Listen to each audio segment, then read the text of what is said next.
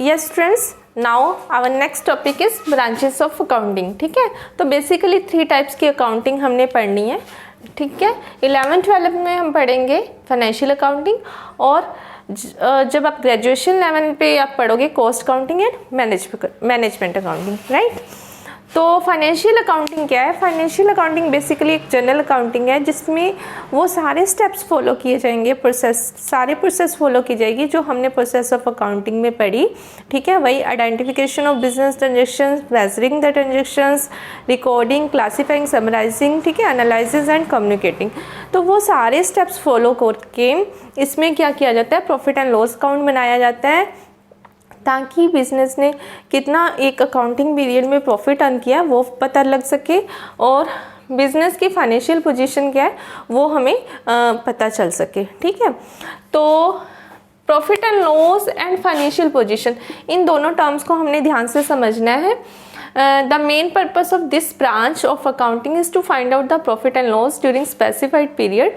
ठीक है, specified period से 1 अकाउंटिंग पीरियड के दौरान हम प्रॉफिट एंड लॉस अकाउंटिंग बनाते हैं, प्रॉफिट एंड लॉस अकाउंट बनाते हैं। ठीक है, अकाउंटिंग पीरियड आपका स्टार्ट होता है 1 अप्रैल टू 31 मार्च से जनरली, और फाइनेंशियल अकाउंटिंग में प्रॉफिट एंड लॉस अकाउंट बना के बिजनेस का कितना प्रॉफिट हुआ है या लॉस हुआ है वो पता चलता है, और इसमें हम फाइनेंशियल अकाउंटिंग में बैलेंस शीट भी बनाते हैं जिसके थ्रू हमें ये पता चलता है कि बिजनेस की जो फाइनेंशियल पोजीशन है वो कैसी है।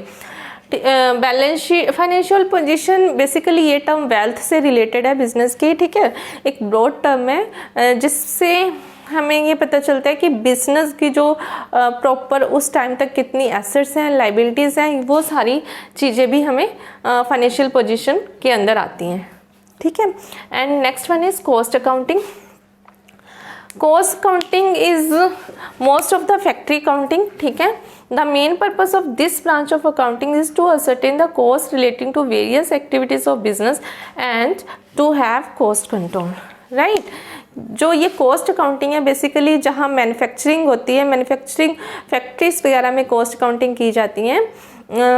फॉर एग्जांपल कोई वॉशिंग मशीन रेडी करना है। ठीक है, वॉशिंग मशीन रेडी करने के लिए रॉ मटेरियल चाहिए, प्लास्टिक या जो वायर। ठीक है, तो इन सब की कितनी कॉस्ट, जो वॉशिंग मशीन बन के रेडी होता है तो इसमें जो भी रॉ मटेरियल, जो भी एक्सेसरीज लगी हैं, उनकी कितनी कॉस्ट है, मतलब वो फाइनल जो प्रोडक्ट तैयार हुआ है वो कितने का, क्या उसकी कॉस्ट है, वो फाइंड आउट करने के लिए कॉस्ट अकाउंटिंग की जाती है। और प्रोडक्ट की कॉस्ट को कैसे रिड्यूस किया जा सकते हैं वो मेजर्स भी कॉस्ट अकाउंटिंग के थ्रू लिए जाते हैं। And last one is management accounting. ठीक है, मैनेजमेंट अकाउंटिंग जो है ये अकाउंटिंग हेल्प करती है मैनेजमेंट को वेरियस डिसीजंस में, लाइक प्लानिंग, कॉस्ट कंट्रोल। ठीक है, मैनेजमेंट अकाउंटिंग के थ्रू, मैनेजमेंट अकाउंटिंग में आप पढ़ोगे ratio analysis, cash flow statement, fund flow statement. तो इन सब चीज़ों से ये जो अकाउंट्स बनते हैं इससे मैनेजमेंट को हेल्प मिलती है कोई भी डिसीजन मेकिंग में, प्लानिंग में। ठीक है, तो बेसिकली ये तीन टाइप्स की अकाउंटिंग हम पढ़ेंगे अभी इस +1 और +2 में आप पढ़ोगे फाइनेंशियल अकाउंटिंग। ठीक है, after that our next topic is objectives of accounting. ठीक है, कि जो हम ये अकाउंटिंग कर रहे हैं इसका क्या पर्पस है, क्या ऑब्जेक्टिव्स है। तो first one is to keep systematic record.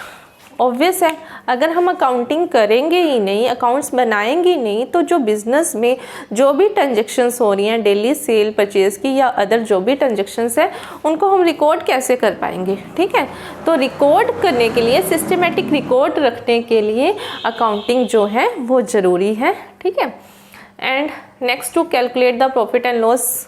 ठीक है, अभी हमने पढ़ा कि फाइनेंशियल अकाउंटिंग में प्रॉफिट एंड लॉस अकाउंट बनाया जाता है। अगर हम अकाउंट्स बनाएंगे ही नहीं तो हमें कैसे पता चलेगा कि एक कंपनी प्रॉफिट में जा रही है या लॉस में जा रही है। ठीक है, वो कितना प्रॉफिट अर्न कर रही है। तो कंपनी या बिजनेस की profit and loss find out करने के लिए अकाउंटिंग का एक मेन ऑब्जेक्टिव है कि बिजनेस का कितना प्रॉफिट है या लॉस है वो फाइंड आउट किया जा सके अकाउंटिंग के through. And third one is to ascertain financial position.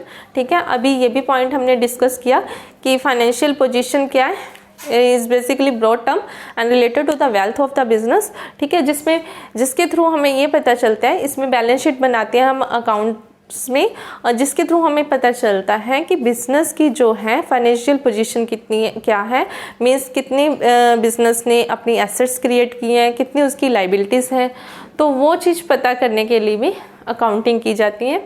And next one is to check progress of business, right. Accounting के थ्रू ही हमें पता चलता है कि जो बिज़नेस का प्रोग्रेस है वो किस फ्लो में जा रहा है, ठीक है। अकाउंटिंग के थ्रू हमें ये पता चलता है, हम अकाउंटिंग जब करते हैं तो पिछले साल की भी अकाउंटिंग की होती है, इस साल फिर मतलब नेक्स्ट करंट ईयर की फिर होती है, तो एक कंपैरिजन मिल पाता है हमें कि हमारा लास्ट ईयर कितना प्रॉफिट था, करंट ईयर कितना प्रॉफिट था, तो हम कितने % जो है आगे बढ़ रहे हैं प्रॉफिट में, या हमारा सेल जो है पिछले साल कितनी थी, इस साल कितनी है, तो जो है बिजनेस की एक प्रोग्रेस पता चल पाती है अकाउंटिंग के through, right. And last one is to provide information to various parties, ठीक है। अकाउंटिंग इस पर्पज से भी इसलिए भी की जाती है कि फॉर एग्जाम्पल इसको आप इस बात से समझिए कि अगर हमने लोन लेना है और हमने प्रॉपर अकाउंट्स मेंटेन किए हैं, तो हम बैंक में वो अपने अकाउंट्स शो करके, ठीक, हमें इजीली बैंक से जो है लोन मिल जाता है। तो to provide information to various parties, मतलब जहाँ भी हमें रिक्वायरमेंट लगती है उनको इन्फॉर्मेशन देने के लिए, उनको कंपनी की या बिज़नेस की फाइनेंशियल पोजीशंस जहाँ पे हमको ज़रूरत पड़ती है बताने की, तो हम अपने अकाउंटिंग के थ्रू बता सकते हैं, राइट। तो हमारा आज टॉपिक कवर हो गया meaning of accounting, process of accounting, branches of accounting and objectives of accounting, ठीक है। नेक्स्ट वीडियो में हम कवर करेंगे difference between book keeping and accounting, advantages of accounting and limitations of accounting, ठीक है students. तो मेरे साथ पढ़ने के लिए आप चैनल को सब्सक्राइब करें और बेल आइकन को प्रेस करें ताकि जो भी अपडेटेड वीडियोस हैं उनकी नोटिफिकेशन आप तक पहुंचती रहे।